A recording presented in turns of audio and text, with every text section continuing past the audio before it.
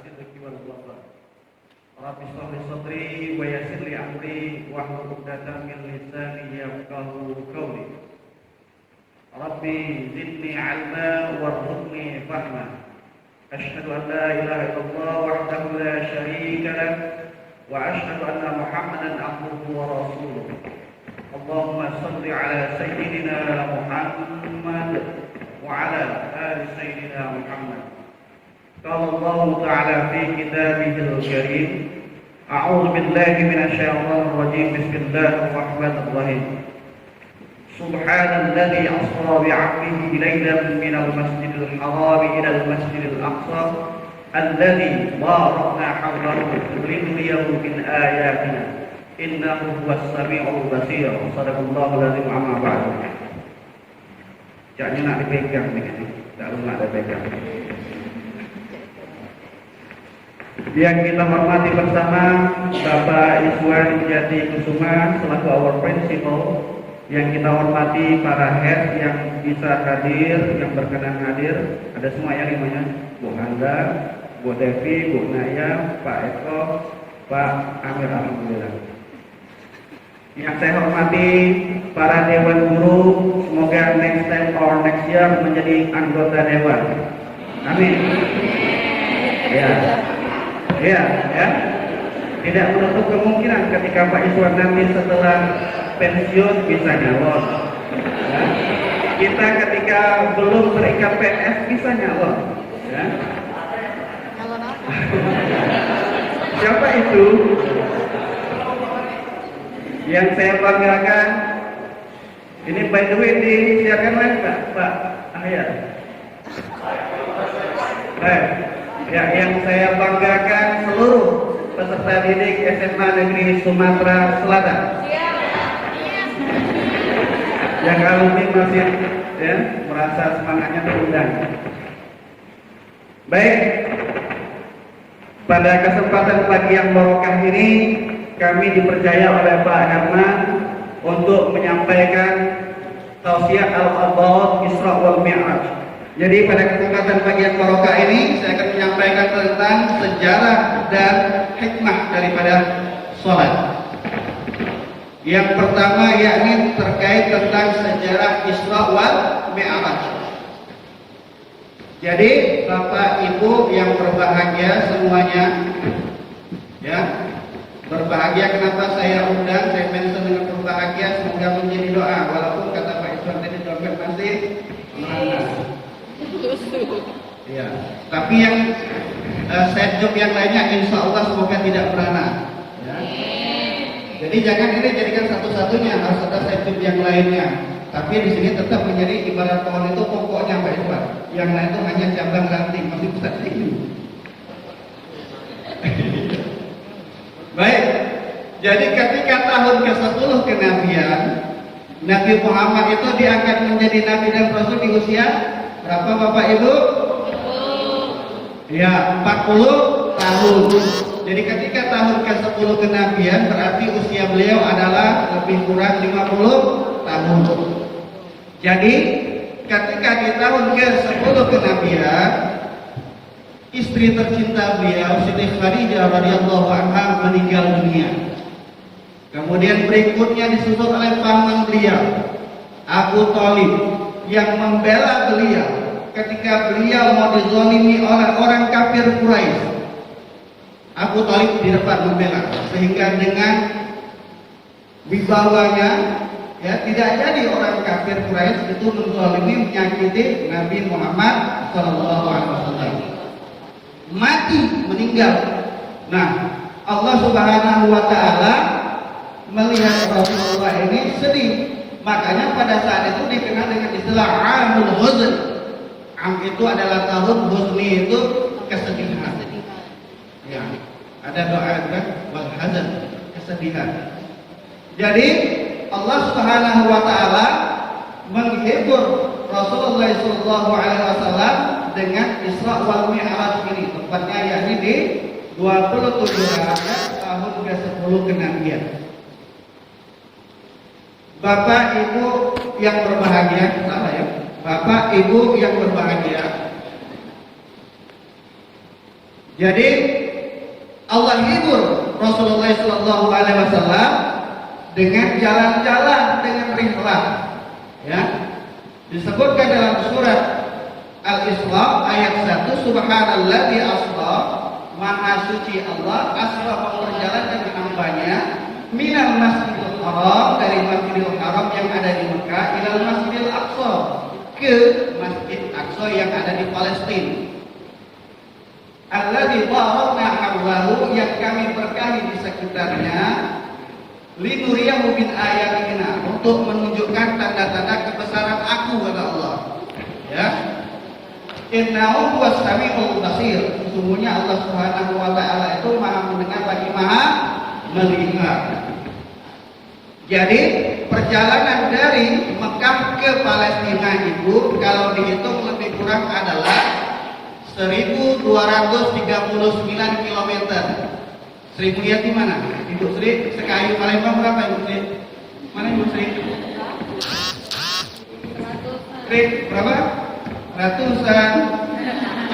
Ya, sekayu Palembang Ibu Sri, saya pernah ngitung ketika dulu kuliah S2 pakai motor lebih kurang 180 km. 180 km. Nah, kembali ke jarak tempuh, ya, antara Mekah ke Palestina itu 1239 km. Saat itu kendaraan yang paling cepat kuda, belum ada pesawat apalagi jet. Bisa ditempuh dalam 1 bulan, Bapak Ibu. Ini cuma semalam dari Mekah ke Madinah, dari Mekah ke Palestina, belum lagi ke Sidratul Muntaha, ke langit ke 7. Singkat cerita, ya, Rasulullah Shallallahu Alaihi Wasallam itu Allah berikan oleh-oleh, awalnya sholat itu 50 waktu. Kalau 50 waktu itu teramat sangat sering. Saya baru keluar dari rumah Talang Kelapa, baru nyampe Tanjung Barangan sudah Allahu Akbar, Allahu Akbar. Ya. Mana Ibu pindah? Masih balik Tanjung Barangan. Ya. Ibu Handa, ya, dari Macan Lindungan baru nyampe Lampu Merah, Wanda sudah ada. Ya. Nah, ketika turun bertemu Nabi Musa alaihissalam memberikan masukan tidak akan mampu. Singkat cerita, Rasulullah SAW melobi matur kepada Allah Subhanahu Wa Taala, jadilah 5 waktu sehari semalam. Nah, ketika oleh-oleh ini, ya, oleh-oleh Nabi Muhammad diberikan oleh Allah Subhanahu Wa Taala ini, sebetulnya kita harus semangat gembira. Logikanya ketika Pak Iswa bikin jalan-jalan ke Jogja, bawa kita oleh-oleh ke kita seluruh guru karyawan ini baju dagadu, seneng ya?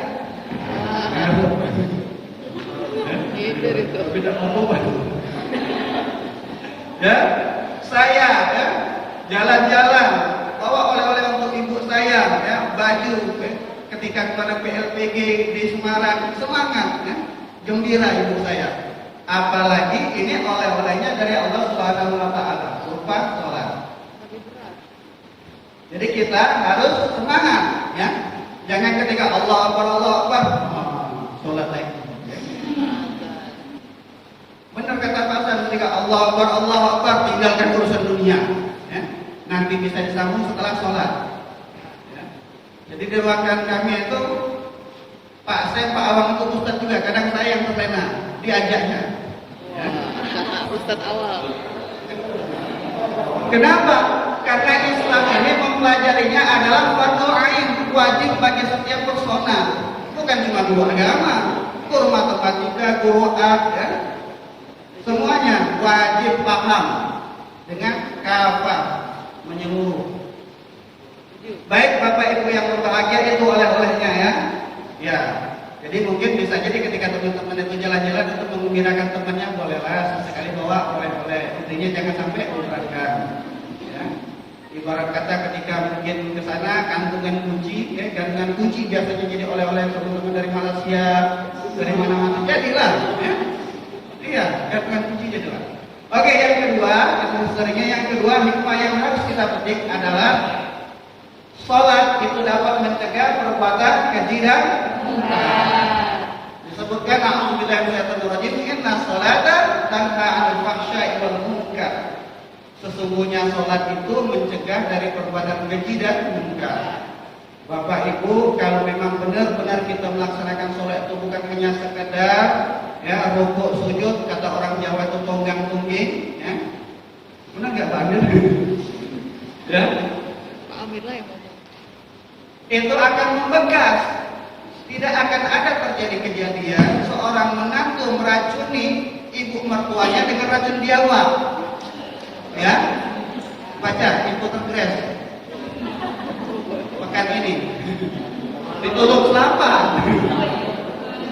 Ya, tidak akan ada ketika oknum tertentu pulang dari masjid, dia lebih dulu keluar dari masjid memilih mana sendal yang paling bagus, mana sendal yang paling mahal. Oh ini, ya, tulis. Ketika keluar masjid dia pasti sendal Pak Ibu paling bagus, ternyata apa? Bukan, boleh. Kata apa itu? Assalamualaikum Pak, mereknya apa Pak?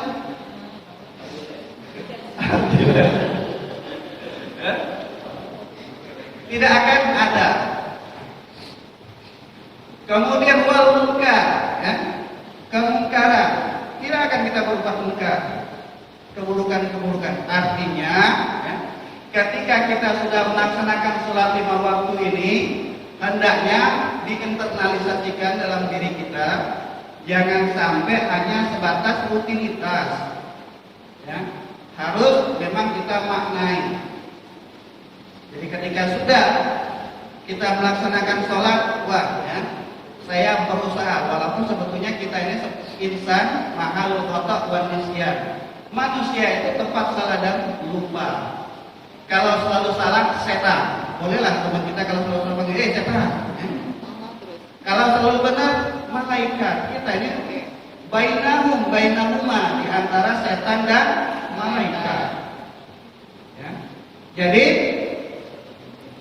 ketika sholat tersebut itu mampu mencegah perbuatan keji dan munkar kita, oh, ya, saya harus paham akan hal ini. Tidak akan saya korupsi. Ketika nanti jadi anggota dewan ya teman-teman, nanti nggak tahu bapak ya. Ya, ya. Tidak akan korupsi.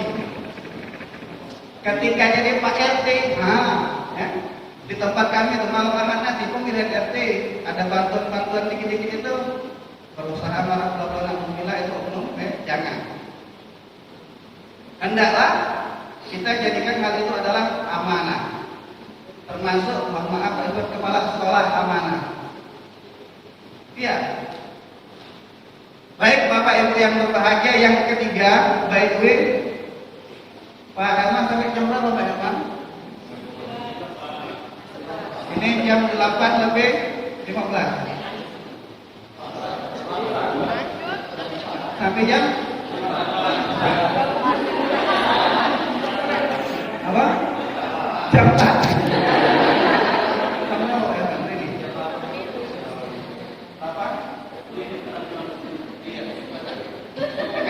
Ya.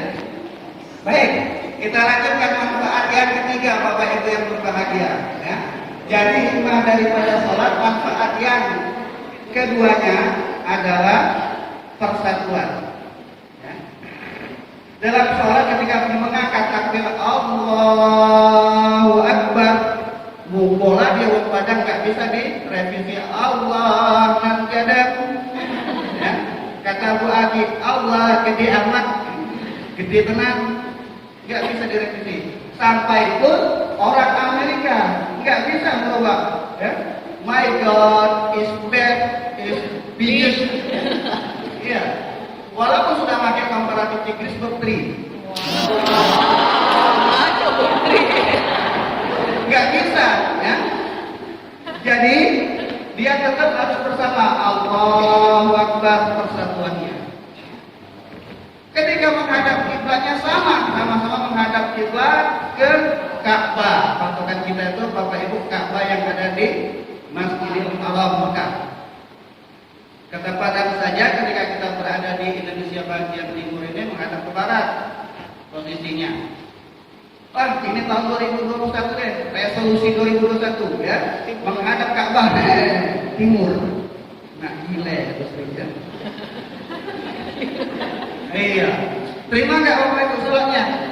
Nggak diterima kecuali ketika dalam perjalanan, ya di atas kapal, pesawat, mobil pun bukan mobil kita, mobil orang. Belum. Nanti Pak, Insya Allah saya akan beli mobil kayak Pak Herman sudah beli mobil. Iya ya? Herman. Iya kan? Alhamdulillah. Saya dengan Pak Guru madam mana madam? Gak ada. Bersaudara, saudaranya apa? Dalam kebangsaan, dalam Indonesia bersaudara. Ya. Jadi diinternalisasikan itu persatuan itu bukan hanya sesama Islam, tetapi senegara kita bersatu. Lebih spesifik satu sekolah dengan Pak Guru. Jangan ketika Pak Guru mau memindah di kendala dan diberikan kendala-kendala, wah, jaringan putus. Ya, kata Pak itu sedang DR. Jadi ada kesempatan, nggak bisa. Ya. Jadi memang persatuan itu terjalin melalui sholat. Ketika sholat tidak ada bedanya antara kepala sekolah, tenaga kependidikan dan guru. Semuanya siapa yang mulu, ya silakan mungkin berdiri di soft depan. Ketika imam, ya biar tidak melanggar idza usidal amru ila ghairi ahlihi fantazir sa'ah. Jika perkara itu diserahkan kepada bukan ahlinya, maka tunggulah masa kehancurannya. Maka Pak Usman dengan tawaduknya mempersilakan ke guru agama, ke pahala. Tawaduk beliau. Ya, alhamdulillah. Diopus tuh Pak Iswan. Iya. Ya. Saya tidak yang lain kata Pak Iswan, manajerial. Saya harus memakmurkan guru dan karyawan saya. Yang tidak terbukti Bapak Ibu setiap hari Jumat dia bawa makanan konsumsi usaha. Itu sudah terbukti memakmurkan kita. Jadi berbahagialah yang ikut usaha. Kata ibu Pak, begini Bapak kami yang panahan di samping boleh lah. Ya, itu hikmah yang kedua. Jadi persatuan dan kesatuan. Jadi ketika kita di dalam satu institusi sekolah, apalagi ketika kita dalam keluarga, ya. Jadi ketika dalam keluarga itu harus bersatu. Kalau tidak bersatu tidak jadi, ya. Yang belum tahu, yang belum nikah pasti nggak tahu ya. Nanti saja, nanti Pak Radia ada masanya. Nggak bersatu nggak jadi Pak. Ya. Kemudian yang berikutnya Bapak Ibu yang berbahagia, sholat itu adalah amalan yang pertama kali Allah hisab. Apa dalilnya? Inna awwala min abdihi yaumal qiyamah wa huwa sholat. Jadi yang pertama kali Allah hisab itu bukan untuk hisab, bukan. Menghitung di hari kiamat nanti itu adalah sholat Bapak Ibu. Ibarat kata sholat ini adalah pokoknya ibadah. Makanya sholat itu hukumnya wajib selagi kita masih hidup akal sehat. Nggak bisa berdiri duduk, nggak bisa duduk berbaring, nggak bisa berbaring gerakan mata bisa, nggak bisa gerakan mata mati disolatkan. Pendek pelajarannya kan? Ya, siapa yang mau sholatkan? Kaget dulu Pak, aku menikah. Kaget dulu, kata Pak Alan nanti disolatkan nikah dulu. Ini saya minta Pak Alan semoga jadi doa ya. Jadi ibarat kata ketika sudah ibadah sholat itu positif, baik, insya Allah yang lainnya akan ikut menjadi baik. Ya, ketika Pak Iswan pertama kali datang ke sini, dia berjumpa dengan Bapak Ibu sekalian, kita positif di mata beliau, mungkin ganteng, mungkin cantik, mungkin disiplin dan lain sebagainya dengan kelebihan masing-masing. Ya, akan positif di mata Pak Iswan. Ya, begitupun kita dengan Pak Iswan, kalau penampilannya rapi dan sebagainya, akan positif. Jadi janganlah ketika ketemu pertama itu menimbulkan kesan negatif. Baru ketemu sudah ilfil, baru ketemu sudah nubi. jahat, kesan pertama mengkilat terus. Sudah jahat, tidak murah senyum. Wajah sudah jelek, ditekuk lagi. Ya tahu dirilah kalau kita jelek senyum. Ya. Dengan orang yang kenal itu sederhana apa kalau lu senyum?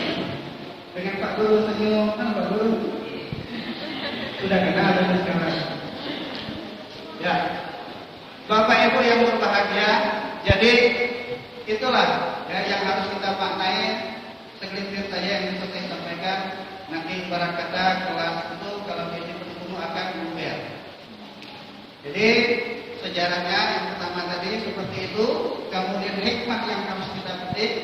Yang pertama, sholat dapat mencegah perbuatan keji dan munkar. Sholat itu adalah perkara untuk persatuan dan kesatuan.